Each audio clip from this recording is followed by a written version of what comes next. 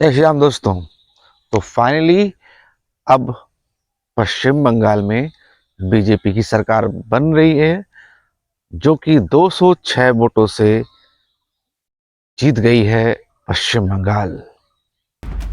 पर ये जीत ऐसे ही नहीं मिली।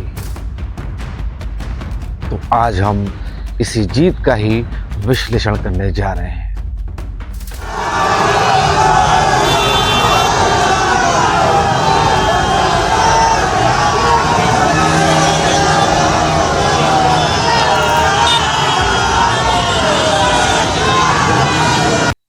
तो दोस्तों, बात कुछ यूं है। 2021 सन 2021 इस साल भी बीजेपी बहुत अच्छी स्थिति में थी चुनाव जीतने के। पर सिंडिकेट, तोलाबाजी बाजारी, कटमनी और गुंडों का दबदबा, ये सब चीजें हिंदुओं पर भारी पड़ने लगी थी। 2021 के चुनाव में भी बीजेपी बहुत अच्छी स्थिति में थी, पर कुछ कारणों के चलते उसे हार का सामना करना पड़ा। तो आज हम उन्हीं विषयों पर बात करने जा रहे हैं। तो उस टाइम पर बीजेपी एक अच्छे स्ट्रांग पोजीशन पर होने का कारण यही था कि पिछले 10 सालों में, यानी दो पंचवर्षीय योजनाओं से पाँच सालों की सत्ता में बीजेपी ना होने के कारण, और साथ में टीएमसी की कटमनी, तोलाबाजारी, सारी प्रक्रियाओं होने के कारण हिंदू बहुत परेशान था, क्योंकि यहाँ पर तुष्टीकरण की राजनीति चरम पर थी। पर 2021 में एक आस जगी कि नहीं, हमारे लिए भी कोई खड़ा है। वो है हिंदूवादी नेता नरेंद्र मोदी जी, और उनके साथ राजनीति के चाणक्य कहे जाने वाले अमित शाह जी। पर उस टाइम तक पश्चिम बंगाल में ऐसा कोई बहुत बड़ा लीडर नहीं था बीजेपी के लिए। पर उसके बावजूद भी 2016 में 5 सीटों से कम सीट जीतने वाली पार्टी 2021 में 77 का आंकड़ा छूती है। ये कोई छोटी मोटी जंप नहीं थी। इस पर भी हम बात करेंगे।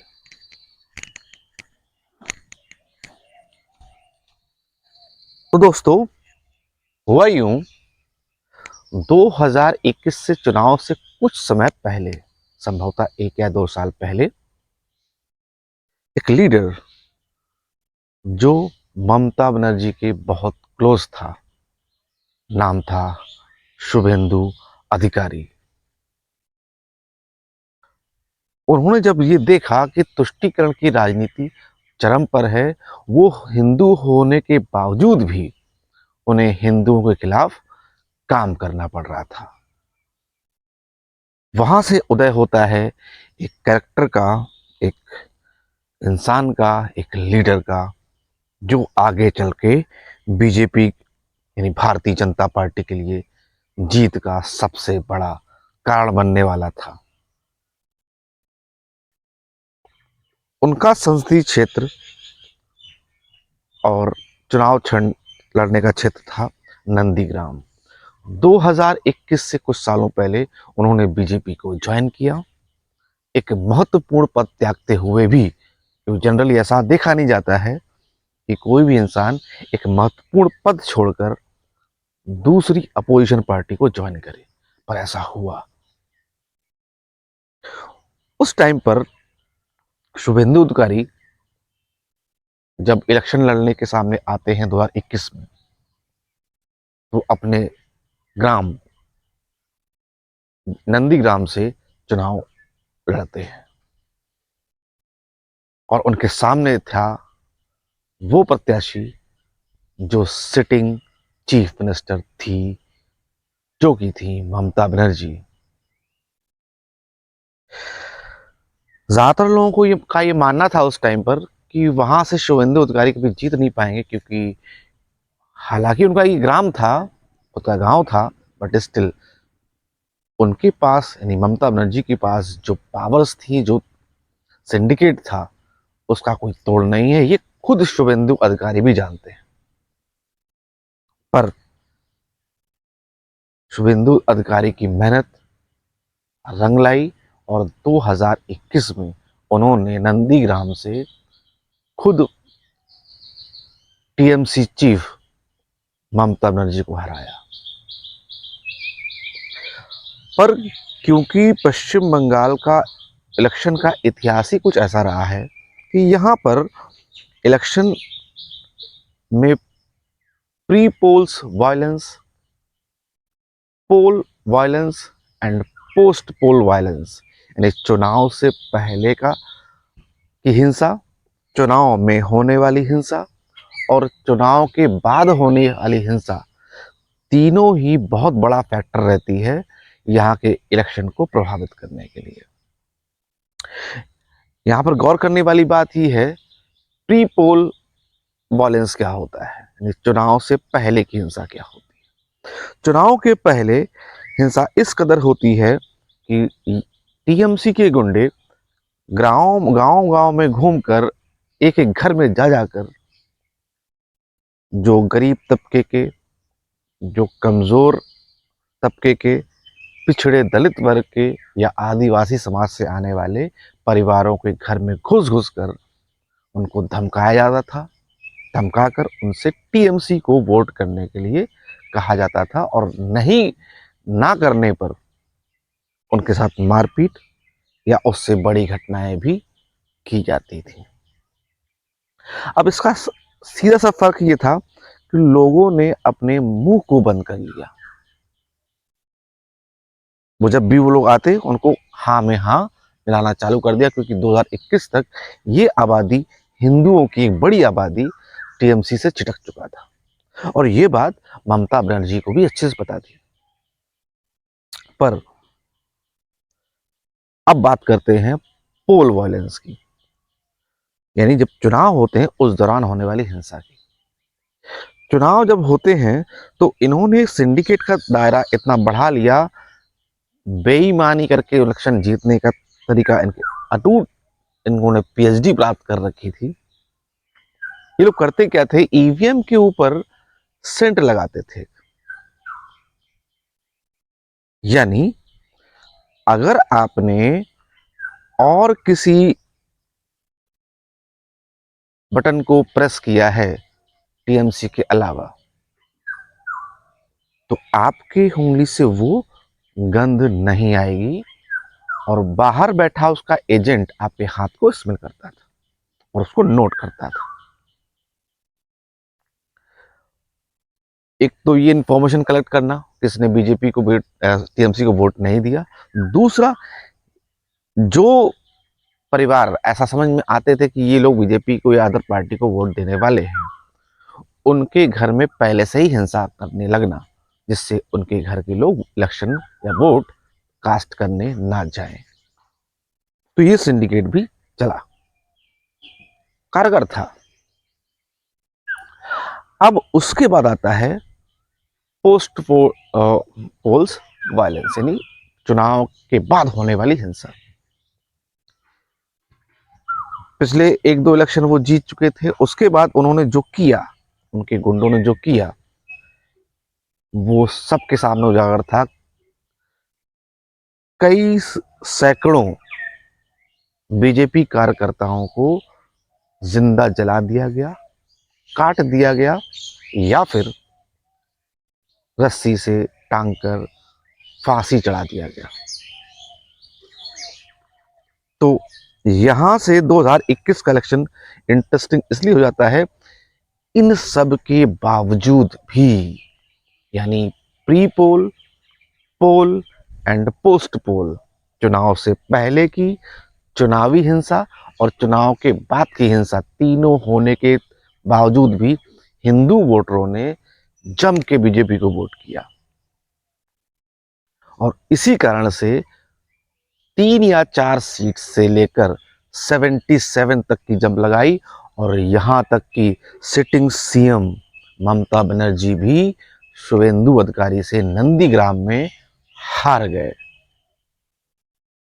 तो यहां से पटकथा चालू होती है एक ऐसे लीडर की जिसकी जरूरत थी बीजेपी को, भारतीय जनता पार्टी को।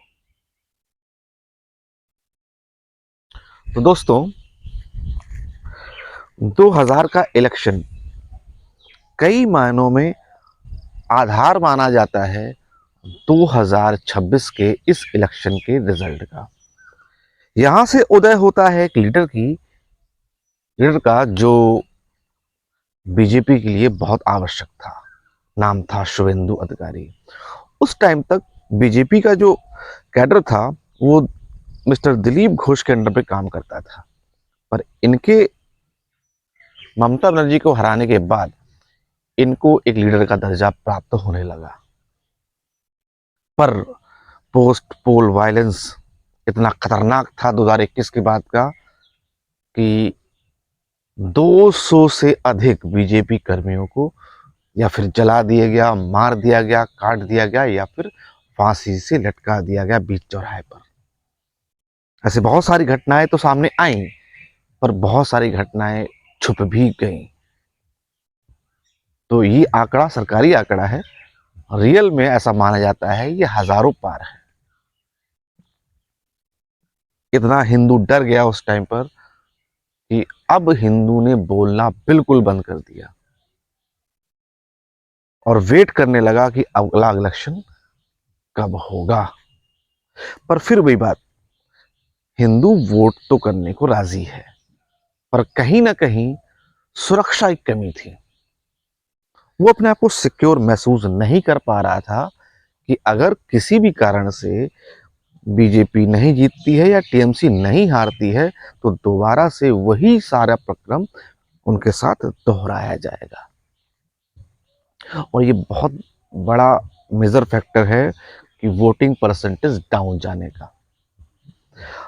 एक चीज और भी है यहां पर, इनवैलिड वोट्स, जिसे छप्पा वोट भी कहा जाता है। इनवैलिड वोट्स बहुत ज्यादा मात्रा में यहां पर पड़ते हैं, पश्चिम बंगाल में पड़ते थे। 2021 के बाद से राजनीति के चाणक्य माने जाने वाले अमित शाह जी को ये अच्छे से जानकारी हो गई कि यहाँ पर इस तरीके से चुनाव जीते नहीं जा सकते, क्योंकि यहाँ पर बहुत सारे ऐसे इलीगल फैक्टर्स हैं जो किए जाते हैं और बहुत कारगर हैं। इस पर जब 2026 का इलेक्शन आता है उससे पहले, क्योंकि यहाँ पर बहुत सारे ऐसे परिवार हैं जो बांग्लादेश से आए हुए हैं, जिन्हें में से रोहिंग्या अदर कम्युनिटी भी हैं, जो नागरिकता आधार कार्ड वोटर आईडी के कारण टीएमसी का मुख्य कोर वोटर बैंक बन गया है। तो उससे लड़ने के लिए सबसे पहले इलेक्शन कमीशन सामने आता है। SIR यानी स्पेशल इंटेंसिव रिवीजन, इस प्रक्रिया का इनॉग्रेशन होता है बिहार के इलेक्शन से पहले और उसके बाद इसे तुरंत अप्लाई कर दिया जाता है अगले 5 प्रदेशों में जहां चुनाव होने थे, जिसमें से एक पश्चिम बंगाल। पश्चिम बंगाल में इसका बहुत बड़ा असर देखने को मिला, क्योंकि जानती है ममता बनर्जी जानती थी कि ये उनके वोट्स पर डायरेक्ट अटैक हो सकता है, इसलिए उन्होंने शुरुआत से ही बहुत प्रोएक्टिवली SIR का विरोध करना चालू कर दिया। मैं बात कह रहा हूं 2025 के अगस्त के बाद का जो टाइम रहा, वहां से विरोध होना चालू हो गया, और स्पेशली जब बिहार में बीजेपी जीत जाती है उसके बाद से लगातार ममता बनर्जी और उनकी पूरी कैडर SIR का विरोध करने लगी। इस विरोध करते वक्त ऐसा देखा गया कि कई बार उन्होंने जो कानून है उनको भी हाथ में लेने से वो डरी नहीं, हिचकी नहीं। फिलहाल एसआईआर का प्रक्रिया चालू हुई। पहले अटेम्प्ट में ही बहुत सारे नाम डिलीट हुए, लगभग 59 लाख वोटर्स वहां डिलीट किए गए। उसके बाद रिकाउंसलिंग हुई, उसमें भी लोगों के नाम कटे। उसके बाद एसआईआर की प्रक्रिया को रोकने के लिए ममता बनर्जी समझ चुकी थी एसआईआर में अगर वोट कट जाएंगे तो उनके लिए जितना इतना आसान नहीं होगा, तो वो पहुंच जाती हैं सुप्रीम कोर्ट और इलेक्शन कमीशन की ही शिकायत कर देती है। सुप्रीम कोर्ट में उन्होंने कहा कि जो भी प्रक्रियाएं की जाएं वो सुप्रीम कोर्ट के अंडर में की जाएं, और क्योंकि वो जानती थी सुप्रीम कोर्ट जुडिशरी जो है वो इतनी जल्दी प्रक्रिया समाप्त नहीं कर पाएगी क्योंकि उनकी संख्या बहुत कम है, फिर भी उन्होंने अपनी बात मनवा ली।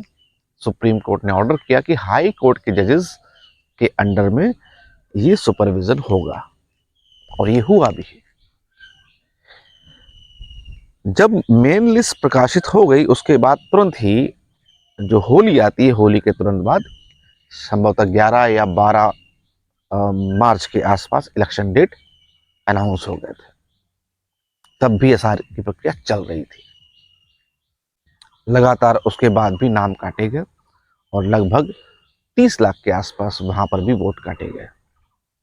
अब 30 लाख वोट कटने के बाद नॉर्मल जो गणित कहता है लगभग 90 लाख वोट कट गए, जो ऐसा माना जाता है मृत वोटर थे या ट्रांसफर वोटर थे या फिर इलीगल वोटर थे। ये सारे वोट कट जाते हैं। यहां से सबसे पहला झटका लगता है ममता बनर्जी को। उसके बाद बात बात आती थी सुरक्षा की। सबसे बड़ी प्रॉब्लम क्या थी? हिंदुओं की सुरक्षा की। तो अमित शाह जी ने इलेक्शन कमीशन के साथ मिलकर पूरे पश्चिम बंगाल की सिक्योरिटी बंदोबस्त चाक चौबंद करने का पूरा जिम्मा उठाया और सेंट्रल फोर्सेस को 2 महीने पहले इलेक्शन अनाउंस होने से भी पहले डिप्लॉय कर दिया जाता है। पूरे पश्चिम बंगाल में लगभग 2400 बटालियन जो आपकी फोर्सेस की होती है, आर्म फोर्सेस की होती है, वो डिप्लॉय किए गए। और ये डिप्लॉयमेंट के बाद हिंदुओं में एक आशा जगी कि नहीं, अब इस बार हम फ्री होकर वोट कर पाएंगे। पर अभी भी पोस्ट वॉयलेंस की कोई बात नहीं कर रहा था। तो अमित शाह जी ने डायरेक्टली अनाउंस कर दिया कि इलेक्शन के हो जाने के, रिजल्ट आने के बाद भी 60 दिन यानी 2 महीने तक सेंट्रल फोर्सेस यहां से नहीं जाएंगी। और ये था सबसे बड़ा टर्निंग पॉइंट। यहां से हिंदू वोटर्स में आशा आई कि नहीं, अब post violence, pre polls violence और आपका पोल वायलेंस, ये तीनों ही अब नहीं चल पाएंगे। तो फर्स्ट फेज का जब वोट आता है उससे पहले इलेक्शन कैंपेन चले। पूरे देश के जितने बीजेपी कैडर्स था, चाहे वो योगी आदित्यनाथ कहिए, अध्यक्ष नितिन नवीन जी कहिए, महाराष्ट्र के सीएम देवेंद्र फडणवीस जी कहिए, रेखा गुप्ता कहिए दिल्ली की सीएम जो हैं, शिवराज सिंह चौहान केंद्रीय मंत्री, और ऐसे जितने भी, हेमंत विश्व शर्मा असम के सीएम, ये सारे लोग इलेक्शन के कैंपेन में शामिल हुए और हिंदू वोटरों का साहस बढ़ाया, जिसका रिजल्ट आपको देखने को मिला जब इलेक्शन हुए 23 अप्रैल को, फर्स्ट फेज इलेक्शन। इसमें पूरे भारत के इलेक्शन इतिहास का सबसे बड़ा दिन था वो, जब 93% वोटिंग कास्ट हुई, जो बताती है कि हिंदू वोटरों ने जम के वोट किया, क्योंकि इससे पहले ये वोटिंग 84-83% पे ही रहती थी। उसके बाद नरेंद्र मोदी जी और अमित शाह की कैंपेन के बदौलत नेक्स्ट फेज में भी ये संख्या पहुंच जाती है 92% के आसपास, यानी 92%। हैवी वोटिंग होने के कारण कई लोगों का कहना है कि था उस टाइम पर जब इलेक्शन हो सेकेंड फेज हो गए थे, एग्जिट पोल में भी हर जगह बीजेपी को बढ़त दिखाई जा रही थी, पर लोगों ने ये मानने से मना कर दिया कि ये एग्जिट पोल सही हो सकते हैं। तो जब 4 मई को रिजल्ट आए तो रिजल्ट बहुत चौंकाने वाले थे। इतना उम्मीद किसी हिंदू ने नहीं किया था, क्योंकि जो वोटिंग हुई, मुस्लिम वोटरों ने बीजेपी को वोट नहीं दिया, सिंगल वोट नहीं गया, और हिंदुओं ने इतनी ज्यादा मात्रा में अपना रोष व्यक्त किया कि 206 वोट से बीजेपी जीती। ममता बनर्जी के सारे मंत्री हार गए, एक या दो को छोड़कर, और खुद ममता बनर्जी भवानीपुर से हार गई। तो इस तरीके से ये इलेक्शन चला, और इस तरीके से एक नए लीडर का उद्भव हुआ, जिसका नाम है शुभेंदु अधिकारी, जो संभवतः आगे चलकर सीएम भी बन जाए। ये तो बीजेपी का इंटरनल मामला है, पर मेरे जैसे हिंदू बंगाली के लिए, हमारे लिए यही बहुत बड़ी बात है कि अब टीएमसी हम पर राज नहीं करने वाली है। अब सच्चे मायनों में अब हम आजाद हुए हैं। आजादी का सुख इस हवाओं में अब खुल गया है। इस हवाओं में देखने को मिलता है कि नहीं, अब बंगाली हिंदू अब मुक्त होकर बोलेगा, मुखर होकर बोलेगा, और विकास के इस क्षण में देश के साथ कंधे से कंधे मिलाकर चलेगा। जय श्री राम दोस्तों, नमस्कार।